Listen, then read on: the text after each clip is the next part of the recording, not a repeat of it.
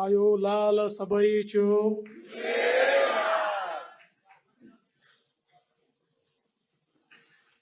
सिंधी साहित्य अकादमी के इस कार्यक्रम में मंच पर उपस्थित हमारे इस अकादमी के कार्याध्यक्ष श्री महेश सुखरमानी जी, दादा घनश्यामदास कुकरेजा जी, दादा लद्दाराम नागवानी जी, वीरेंद्र कुकरेजा जी, डॉक्टर मिलिंद माने जी, आज के सत्कार मूर्ति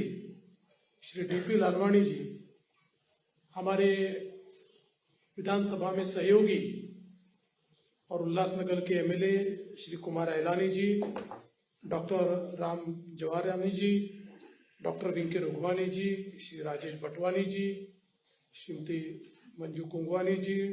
डिम्पी बजाज, मंचासीन सभी महानुभाव और उपस्थित सभी बहनों और भाइयों, जय झूलेलाल। मुहिंजे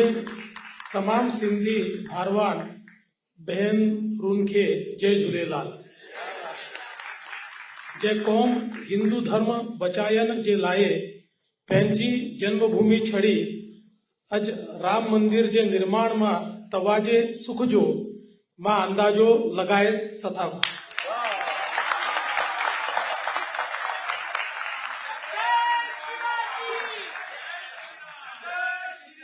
थोड़ी ठीक से प्रैक्टिस करवा दे तो अगली बार पूरा सिंधी में भाषण देगा। आज बहुत ही हर्ष की बात है कि हमारे सिंधी एकेडमी की ओर से ये कार्यक्रम यहाँ पर हो रहा है और विशेष रूप से हमारे सामने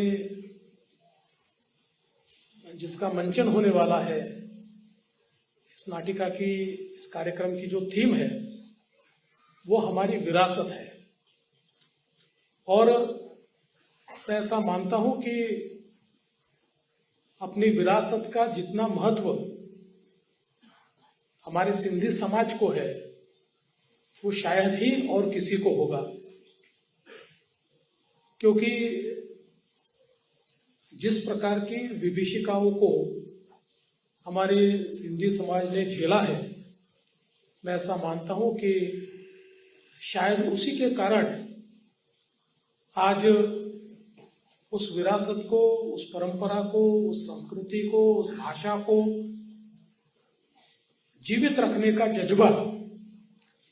ये हमारे समाज में बहुत बड़े पैमाने पर दिखाई देता है। हम सभी लोग जानते हैं कि हमारी जो सिंधु संस्कृति है ये दुनिया की सबसे पुरानी संस्कृतियों में से एक संस्कृति मानी जाती है और दुनिया की कई पुरानी संस्कृतियां समाप्त हो गई, लेकिन हमारी सिंधु संस्कृति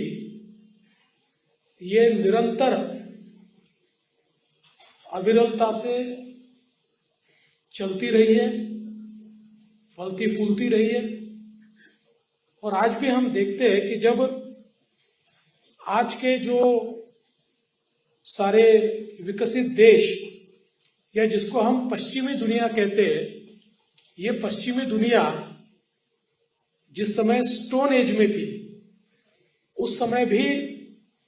हमारे मोहनजोदड़ो और हड़प्पा जैसे शहरों में पूरा 100% नागरिक विकास ये हमको दिखाई पड़ता है। पूरे सुनियोजित शहर हमको दिखाई पड़ते हैं और एक पूरी फली फूली संस्कृति ये हमको दिखाई पड़ती है, जहां पर आर्ट है, कल्चर है, जहां पर अलग अलग प्रकार की विधाएं हैं और एक ही चीज वहां दिखाई नहीं देती और वो चीज ये है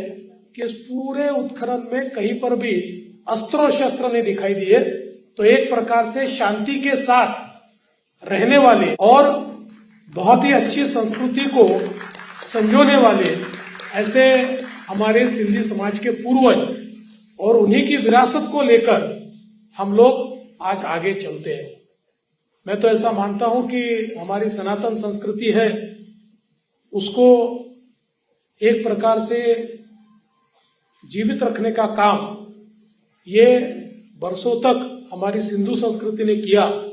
इसीलिए आज जब सिंधी साहित्य अकादमी की ओर से हम लोग हमारी अगली पीढ़ी को ये जताने की कोशिश करते हैं कि हम एक बहुत ही महान परंपरा के लोग हैं। भले ही इतिहास ने हमारे साथ अन्याय किया और पार्टीशन के कारण हमें अपना गांव छोड़ना पड़ा, लेकिन बावजूद उसके जो परंपरा हमने उससे पहले कई शतकों तक निभाई है, उस परंपरा को हम भूल नहीं सकते। इसीलिए मैं ऐसा मानता हूं कि इस प्रकार के कार्यक्रम ये बहुत ही महत्वपूर्ण है। और हमने ये भी देखा कि ये विभाजन की विभीषिकाओं को झेलते हुए भी समाज हमारे महाराष्ट्र के या देश के कई शहरों में पहुंचा। जो जहां पहुंच पाया वो वहां बसा, लेकिन वहां पर बसने के बाद अपनी मेहनत के भरोसे, अपने पुरुषार्थ के भरोसे समाज वापस खड़ा हुआ और आज देश में एक प्रमुख समाज के रूप में सिंधी समाज ने जो विकास किया है, जिस प्रकार से उद्योग में, व्यापार में और पिछले कुछ दशकों में अलग अलग प्रकार से हमारे प्रोफेशंस में भी जिस प्रकार से सिंधी समाज के हमारे बच्चों ने एक अपना नाम कमाया है, मैं ऐसा मानता हूं कि ये केवल मेहनत के भरोसे ये समाज आगे बढ़ा है और इतनी सारी परेशानियों को झेलकर भी आज पूरे सम्मान के साथ, पूरे स्वाभिमान के साथ हमारा सिंधी समाज खड़ा है। इसलिए मैं समाज को बहुत बहुत बधाई देना चाहता हूं। और मैं ऐसा मानता हूं कि सिंधी समाज की सबसे बड़ी खूबी यह है कि सिंधी समाज जिस शहर में पहुंचा, जिस राज्य में पहुंचा, उस शहर में, उस राज्य में वहां की जो संस्कृति थी, वहां की जो परंपराएं थी, उसमें हमारा सिंधी समाज ऐसे घुल मिल गया मानो दूध में जैसे शक्कर मिलती हो और दूध मीठा हो जाता हो। उसी प्रकार से हमारे सिंधी समाज ने मिठास बढ़ाने का काम ये वहां किया। लेकिन ये सब करते हुए अपने स्वत्व को कभी भी हमारा समाज नहीं भूला, अपने सत्व को हमारे समाज ने हमेशा याद रखा। और मैं ये भी मानता हूं कि जब तक एक पीढ़ी दूसरी पीढ़ी को अपनी भाषा नहीं सिखाएगी, जब तक अपनी परंपराएं नहीं बताएंगी, जब तक अपने स्वाभिमान की जो कथाएं हैं वो नहीं सुनाएगी, तब तक नई पीढ़ी में अपने समाज के प्रति, अपनी भाषा के प्रति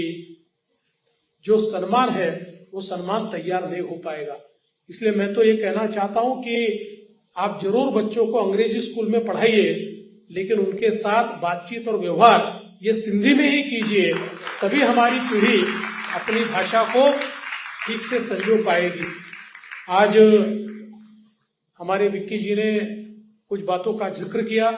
निश्चित रूप से हम लोगों ने कई प्रयास किए हैं, हमारे सिंधी समाज के नागरिकता का विषय हो या फिर जहां पर हम लोग बसे वहां पर हमको मालकी हक का पट्टा मिले, इसमें कई निर्णय लिए हैं। लेकिन अभी भी मेरे ध्यान में आता है कि कुछ शहरों में अभी भी प्रॉब्लम्स है, इसलिए इन निर्णयों में और परिवर्तन करने की आवश्यकता है। नागपुर में तो शायद हम लोगों ने बहुत अच्छा काम किया है, लेकिन बाकी भी शहरों में ये काम अच्छे तरीके से हो, इस दृष्टि से निश्चित ही इन निर्णयों में जो परिवर्तन करने की आवश्यकता होगी, विक्की जी, हम निश्चित रूप से उसको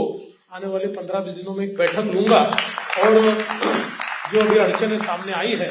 उन अड़चनों को निश्चित रूप से हम लोग दूर करेंगे। दादा घनश्याम दास जी ने जो हमारे सिंधु आर्ट गैलरी की बात की थी, तो उसकी वैसे तो सारी प्रॉब्लम्स हमने अभी खत्म कर दिए, जगह की थी, रिजर्वेशन की थी, सारी अभी 140 करोड़ का उसका प्रपोजल ये सरकार के पास आया हुआ है और मैं आपको आश्वस्त करता हूं कि उसको निश्चित रूप से हम जो भी आवश्यक निधि है वो देंगे और इस सिंधु आर्ट गैलरी का निर्माण ये हम लोग नागपुर में करेंगे, ताकि ये जो हमारी बहुत पुरानी प्राचीन परंपरा है उस परंपरा को हम हमारे सभी, केवल सिंधी समाज नहीं तो हमारे सभी समाजों की पीढ़ियों तक पहुंचा पाए, इसलिए उसका भी काम निश्चित रूप से हम लोग करेंगे। और साथ में हमारे महेश भाई बहुत अच्छा इस साहित्य अकादमी का काम कर रहे हैं और मैं उनको आश्वस्त करना चाहता हूं कि जल्दी ही आपको राज्य मंत्री का दर्जा भी हम लोग देंगे। जैसे हमारे लड्ढा राम जी ने मुझे पिछले समय भी याद दिलाया था, लड्ढा राम जी, लेकिन किसी कारण से वो रह गया, लेकिन अब उसको निश्चित रूप से हम पूरा करेंगे और हमारे सिंधी समाज को एक राज्य मंत्री दर्जा निश्चित रूप से मिलेगा, ये विश्वास मैं आज के इस मौके पर देता हूँ। सच बात तो यह है कि ये सारा हमारा जो समाज है ये बहुत राष्ट्राभिमानी समाज है, बहुत राष्ट्र प्रेमी समाज है और हमारी सनातन संस्कृति को मानने वाला समाज है। और जैसा अभी सब लोग कह रहे थे कि अभी राम जी का मंदिर बना तो पूरे देश में धूमधाम के साथ कार्यक्रम हुए, देश में बहुत लोगों ने इसमें हिस्सेदारी की, लेकिन जहां जहां सिंधी समाज की बस्तियां है वहां का उत्साह देश में सबसे ज्यादा था। तो मैं ऐसा मानता हूं राम जी को तो उनका मंदिर मिल गया, उनकी अयोध्या मिल गई, हमको अभी तक सिंध नहीं मिला। तो हमारी लड़ाई तो तब तक जारी रहेगी जब तक भारत में सिंध वापिस नहीं आता। जो हमारा है वो लड़ाई हम करते रहेंगे। मैं फिर एक बार आप सभी को बहुत बहुत शुभकामनाएं देता हूं और इस बहुत अच्छे कार्यक्रम में आपने मुझे निमंत्रित किया, इसलिए आपका आभार व्यक्त करते हुए अपने शब्दों को विराम देता हूं। धन्यवाद। जय हिंद, जय महाराष्ट्र, जय झूलेलाल।